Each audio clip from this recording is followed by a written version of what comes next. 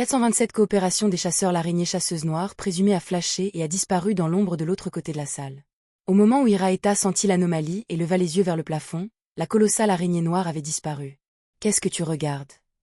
demanda curieusement le poète, commentant avec désinvolture. « Il n'y a pas de fresque murale sur les murs du labyrinthe souterrain. Cela ne correspond pas à l'ancienne gloire de la famille Sauron. » Sur le continent nord, les peintures murales étaient essentielles à la construction de grands bâtiments. Tous les peintres étaient fiers d'être invités à créer ces magnifiques œuvres d'art, notamment lorsqu'il s'agissait de peintures épiques sur les coupoles et les murs des cathédrales. Ces peintures n'étaient pas seulement un symbole de statut social, mais nécessitaient également des mois, voire des années, pour être réalisées. Lumian retira son regard et sourit. « J'ai vu une araignée venimeuse. Personne n'est venu ici depuis longtemps. Elle semble être devenue un refuge pour des créatures dangereuses. » Sans attendre la réponse d'Iraeta, il suggéra. « Albus, Elro et moi avons des compétences impressionnantes et une vaste expérience de chasse. Il est clair que vous manquez d'entraînement suffisant. Pourquoi ne retournez-vous pas à la surface à l'avance? Continuer pourrait être périlleux pour vous. Vous ne croyez pas vraiment que vous pouvez trouver la couronne et devenir roi, n'est-ce pas? » Iraeta marmonna. « Pas de problème. Vous êtes mon sponsor, après tout. Si ce n'était pas pour vous accompagner et m'amuser, je ne m'aventurerais pas dans cet underground noir comme le noir. J'ai dépassé l'âge de l'aventure et des arts du spectacle. Très bien, je retourne à la surface maintenant et je t'attends dans le salon. Il y a la fée verte, du thé noir, des rafraîchissements et du tabac. C'est beaucoup plus confortable qu'ici. » Pendant que le poète parlait, il se tourna et se dirigea vers les marches de pierre à la sortie de la salle. Juste au moment où il faisait plusieurs pas, une flamme jaillit de l'ombre sur sa droite, se précipitant vers Iraeta comme une lance cramoisie. Derrière Lumian, des flammes ont déferlé autour d'Albus Médicis, le transformant en une lance cramoisie qui est entrée en collision avec la lance enflammée attaquant le poète. Le membre de l'ordre de la Croix de Fer et de Sang s'est transformé en lance cramoisie et s'est envolé avec un whoosh, entrant en collision avec la lance enflammée qui avait attaqué le poète. Dans un fracas retentissant, les deux lances enflammées se désintégrèrent, révélant Albus Médicis et la colossale araignée noire au cœur flétri. L'araignée a émis un cri à haute fréquence, soulevant son corps et balançant ses 4 membres à fourrure épaisse, ressemblant à des faux qui vacillaient d'une lumière froide, vers Albus Médicis. Au même moment, une lance presque chauffée à blanc a volé et a frappé le côté de l'araignée noire, incinérant sa coquille dure et la transperçant. C'était Elro Enorn. Elle semblait préparée et changea tranquillement de position, attendant que la colossale araignée noire apparaisse. L'instant suivant, les agiles corbeaux de feu cramoisi suivirent différentes trajectoires, se précipitant dans la blessure créée par la lance blanche brûlante. L'explosion ardente dans le corps de la colossale araignée noire a créé une tempête chaotique de flammes, déchirant sa carapace extérieure et sa chair. Il avait commencé à condenser le corbeau de feu au moment où Albus Médicis affrontait l'assaillant. Sous l'assaut incessant, l'araignée a émis un cri perçant qui s'est répercuté dans sa coquille chitineuse. Le cœur ratatiné et noirci derrière lui s'est soudainement allumé en rouge foncé, créant des boules de feu flamboyantes. Ces boules de feu formèrent un filet, enveloppant la colossale araignée noire, et se dirigèrent vers Lumian, Albus et Elro, laissant des traînées cramoisies dans leur sillage. En revanche, Iraeta, qui avait été abasourdi par la bataille surhumaine, a été ignoré et indemne. Grondement. Gronder. Gronder.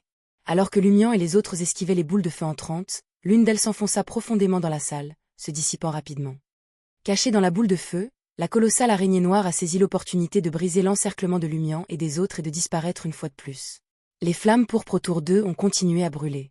Albus Médicis jeta un coup d'œil au liquide rouge foncé qui s'écoulait de l'araignée noire gravement blessée mais ne la poursuivit pas immédiatement. Au lieu de cela, il a souri à Lumian et a dit « Bel appât ». Lumian ne l'a pas nié. Il avait demandé au poète Iraeta de revenir seul à la surface pour attirer la colossale araignée noire comme appât. Si l'araignée n'avait pas mordu à l'hameçon, Iraeta aurait quitté le palais souterrain sans aucun danger. Mais si l'araignée envisageait de chasser seule une personne ordinaire, Lumian était prêt à utiliser Spirit World Traversal et le sort de Harinth pour protéger la cible. Son objectif était d'éliminer le plus rapidement possible la créature, soupçonnée d'être un ingrédient de potion. Avec une telle opportunité, il n'était pas disposé à se retenir et à cacher ses atouts. Il voulait mettre fin à la bataille rapidement pour éviter tout incident. De manière inattendue, la réaction d'Albus Médicis fut plus rapide que la sienne. Par conséquent, Lumian s'est arrêté à temps et est passé au Fire avant. Il avait l'intention d'observer le style de combat de l'araignée noire et de découvrir tous les secrets qu'elle pourrait contenir. Maintenant, Lumian était certain que l'araignée noire colossale était plus redoutable qu'une araignée chasseuse noire. Si c'était ce dernier, il n'aurait jamais échappé à l'encerclement de 3 chasseurs, il aurait péri à cause des explosions répétées. Bien qu'il ait été confirmé que l'araignée noire n'était pas équivalente à une araignée de chasse noire, elle provenait sans aucun doute de la voie Hunter. Avec les pouvoirs Beyondés correspondants, les parties spéciales de son corps pourraient certainement être utilisées pour préparer des potions. Lumian se tourna vers Elro et dit franchement. Ce monstre est différent d'une araignée chasseuse noire. Il y a un cœur semblable à celui d'un humain sur son dos. Que se passe-t-il? Elro regarda le sang rouge foncé couler dans les ombres de la salle, réfléchissant un instant. Je n'ai jamais vu une telle créature beyondée auparavant. Elle fit une pause un instant avant de continuer. Tout ce que je sais, c'est que si le propriétaire du château du Cygne Rouge et de nombreux membres essentiels de la famille Sauron ne deviennent pas fous et ne s'aventurent pas dans les profondeurs du palais souterrain sans revenir, quelqu'un extraira leur cœur et l'enverra quelque part dans le palais souterrain. En entendant cela, Lumian se souvint soudain d'une scène dont il avait rêvé en raison des effets persistants du jeu Kingespi.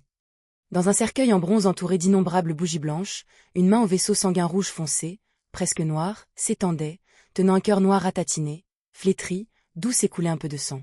Qu'est-ce que la famille Sauron fait? Lumian ne pouvait s'empêcher de jurer intérieurement. À ce moment-là, le poète Iraeta est finalement sorti de sa stupeur. Il regarda Lumian et les autres avec choc, peur et excitation. Vous, les Beyondés, êtes-vous tous capables d'utiliser les pouvoirs des Beyondés? Vous aussi, vous connaissez les Beyondés? Albus Médici avait une expression qui suggérait qu'il n'était pas digne de savoir. Alors qu'Iraeta s'approchait de Lumian, il expliqua rapidement. Il y a 7 ou 8 ans, je suis allé sur un champ de bataille pour assembler du matériel et j'ai vu quelque chose. Je savais qu'il y avait beaucoup de gens dans notre armée qui pouvaient utiliser des super-pouvoirs. On les appelait les Beyondés. Nous avons des super-pouvoirs, et ils se ressemblent beaucoup, a déclaré Lumian avec un sourire, en regardant autour de lui. Voulez-vous nous suivre plus profondément ou retourner vous-même à la surface? Iraeta n'a pas caché sa peur et a murmuré. Bien sûr, je te suivrai. Même s'il est très probable que je rencontre à nouveau la grande araignée, c'est mieux que de marcher seul dans l'obscurité avec des monstres inconnus qui rôdent. Je ne veux pas que le dernier poème de ma vie soit oh, idiot d'Iraeta. Lumian réfléchit pendant quelques secondes et dit calmement. Si vous souhaitez retourner à la surface, je peux vous accompagner jusqu'à l'entrée du palais souterrain. Alors je choisirai certainement de revenir.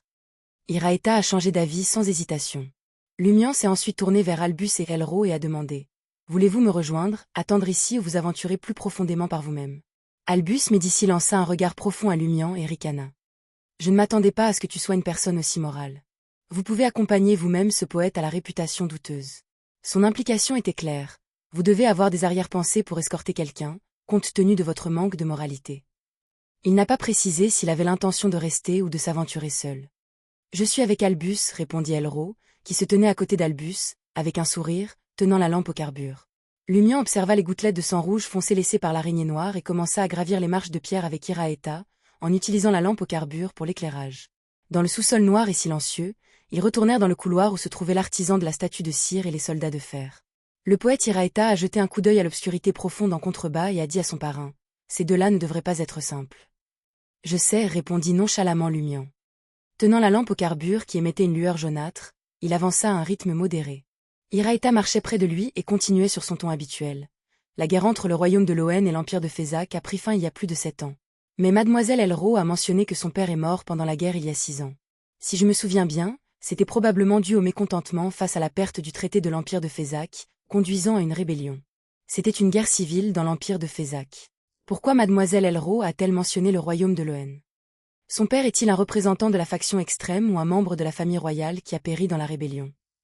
Un membre de la famille royale qui s'est rebellé? Est-ce pour cela qu'ils ont fui vers Trêve? Lumian a examiné les informations fournies par le passionné de politique Iraeta. Iraeta jeta un coup d'œil à son sponsor et continua. En fait, avant aujourd'hui, j'ai vu Albus Médicis ailleurs. La curiosité de Lumian a été piquée lorsqu'il a demandé. Où?